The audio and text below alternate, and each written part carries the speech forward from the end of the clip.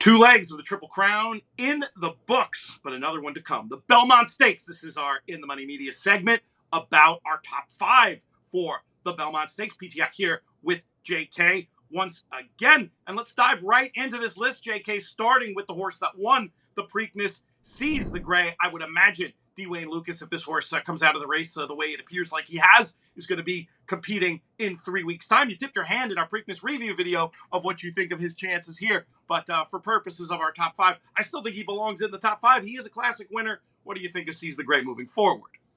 Yeah, I mean, look, I don't really need him moving forward, right? I mean, he got loose in a race that I think was a little bit light in terms of the participants. Horses like Muth and Sierra Leone and Fierceness and some of the others that ran in the Derby didn't show up here. And I think that Seize the Gray took advantage of that situation, got loose out there. Mystik Dan couldn't run him down in the Preakness. I think he was a circumstantial horse. I don't think he's a bad horse. I don't think he's not an interesting horse that you don't want down the line in some other spots. But when it comes for this Belmont Stakes at Saratoga, the 1.25 miles with what I feel like is going to be probably the most interesting Triple Crown race that we've seen so far, I feel like a lot of horses are going to show up for this one. I don't think I need Seize the Gray. You're such a Saratoga homer. I love it, JK. You may not physically be there anymore, but it is going to add interest and intrigue to this year's Belmont Stakes. That's one of the things we're going to be talking about more, the effect of the shorter distance, etc., on this race.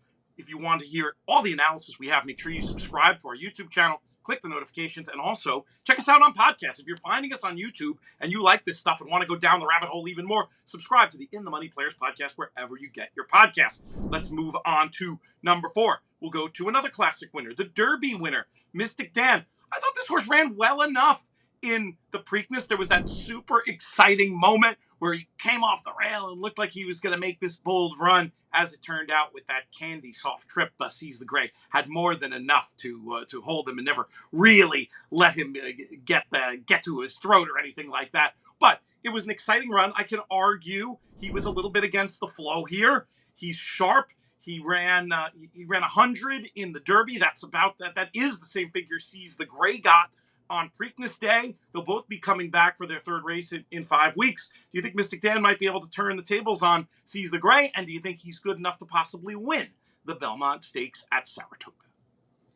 Oh, I think he's probably good enough to win. I mean, he won the Kentucky Derby, but he did win the Kentucky Derby with a great trip. Now, he did have a great trip, but we've talked about the fact that he was close to a pace that fell apart. But I think those two things kind of cancel each other out, right? You should get some bonus points for being close to that fast pace. You should get some points deducted for getting a great trip. You give the bonus, you get the deduction, you're right there back even. I thought he just ran okay. And I thought that in the Preakness, if he was who I kind of hoped or thought he might be, he was meant to run by Seize the Gray, despite the fact that Seize the Gray got that better trip with that loose on the lead, comfortable fractions. I don't need Mystik. I don't need Mystik Dan moving forward. I kind of needed him yesterday to a certain extent, feeling like in this kind of group that was in shambles with Muth's scratch and a lot of horses skipping the run in the Belmont. I felt like he could have possibly gotten the job done in the Preakness, but I don't need him in the Belmont when some of the big hitters come back.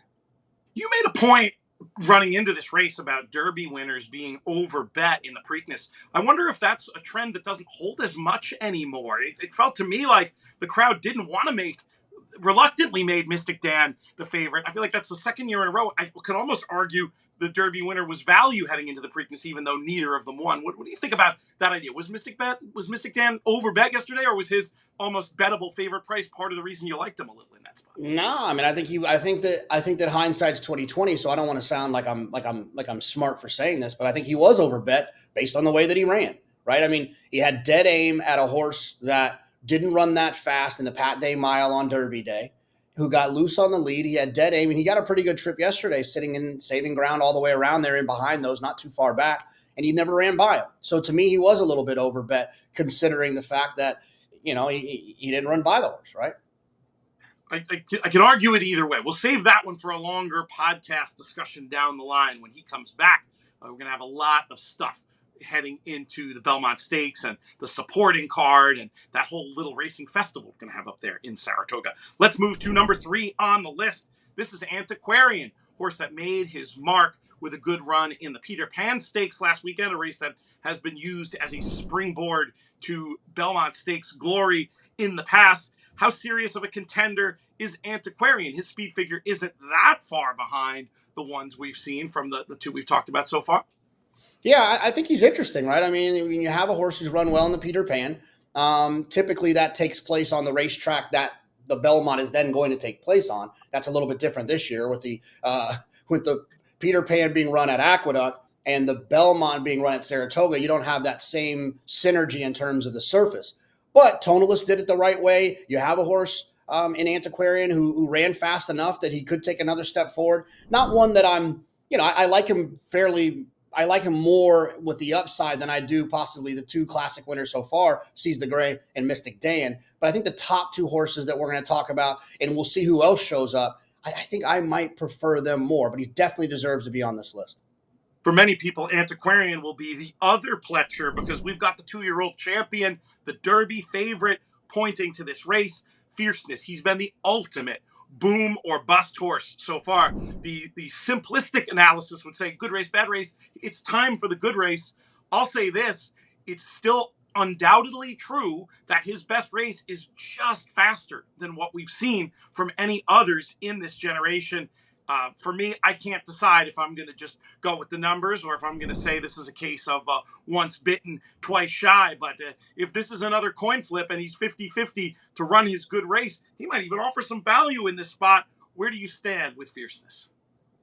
Yeah, the thing with Fierceness is not, you mentioned he had his best races better than anything any of these other horses have already run. He has 2 races that are better than anything these other horses have ever run. And one of them was earned when he was a 2-year-old. Look, I was very bullish on his chances in the Kentucky Derby. He didn't show up at all. He didn't get beat. He didn't run. He ran terribly. I'm hoping that Todd Pletcher, Johnny Velasquez, and the team are learning something about this horse every time he runs to try to figure out what it is he actually wants or needs to show that best performance. And I can imagine with who I think will be our number 1 horse that we're going to talk about in a second. It's probably going to take some money in the Belmont Stakes as well. So it should set up nicely for Fierceness to be an okay price. But let's see how he trains. Let's see the buzz around this horse leading up to the race. But I'm still interested, despite the fact that he jammed me so graciously in a locker. I love that.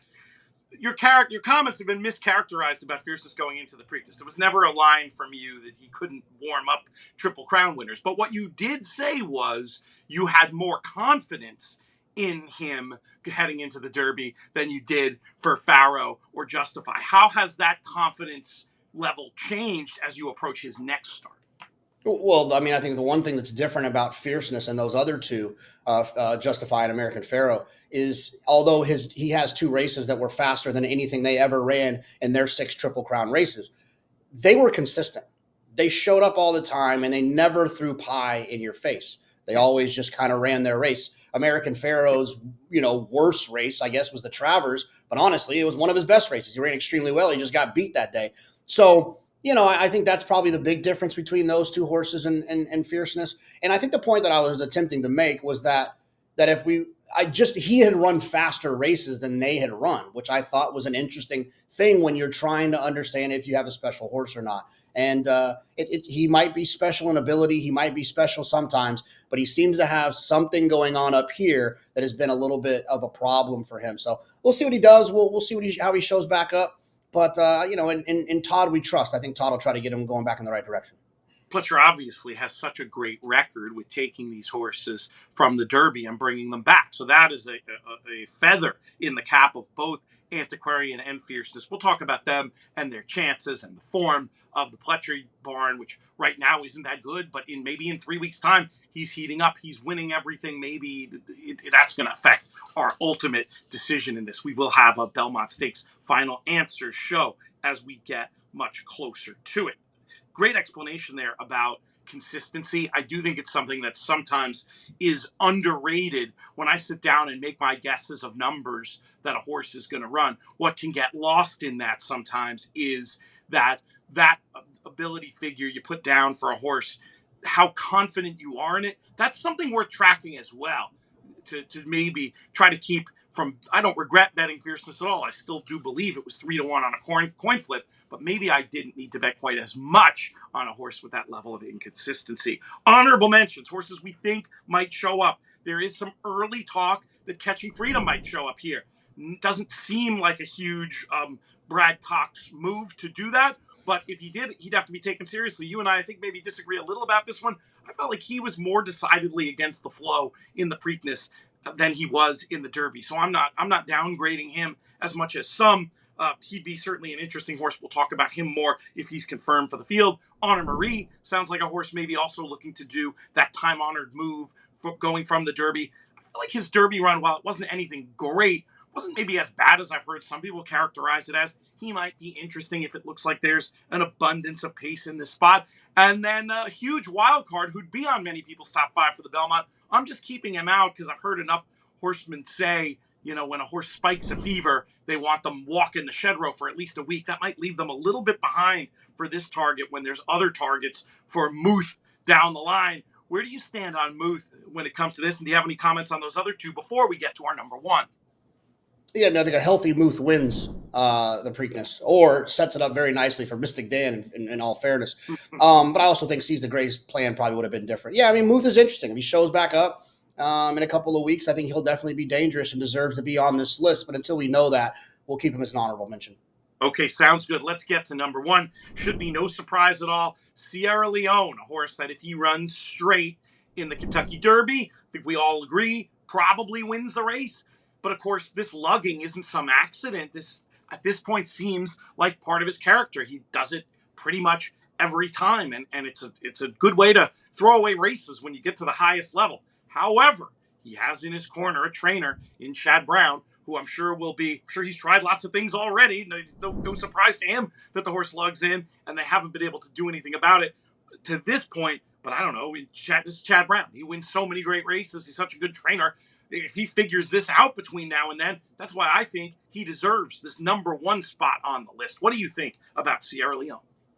Yeah, I mean, look, I thought he ran extremely well in the Kentucky Derby, but I do have to say that if we feel like that pace kind of fell apart, that kind of fell into his lap to a certain extent. So that's a little bit of a negative for me, that he kind of got a nice setup that day. The other negative is that this problem that you're talking about, lugging in. Those are two things that are definitely negatives for a horse that's likely going to be the favorite, in my opinion. I think they'll make Sierra Leone the favorite based off of his run, the losing the photo, Chad Brown, Saratoga, all of those things. The distance obviously is not going to be an issue for him at all. He's shown that going the mile and a quarter. So I think he's just to be a little bit overbet. I think he definitely deserves to be number one on the list at this point, but I do have lots of questions surrounding him. So I'm going to see what happens with him moving up to the race. But I'm sure, like you said, a future Hall of Famer in Chad Brown, he'll figure something out to try to offset that issue of him lugging in. For more content like this, please subscribe to our In the Money Media channel. Click the notification bell and subscribe to the In the Money Players podcast wherever you get your podcasts. And for more great free information, including daily tips and analysis at racetracks all across the nation, make sure to check out inthemoneypodcast.com.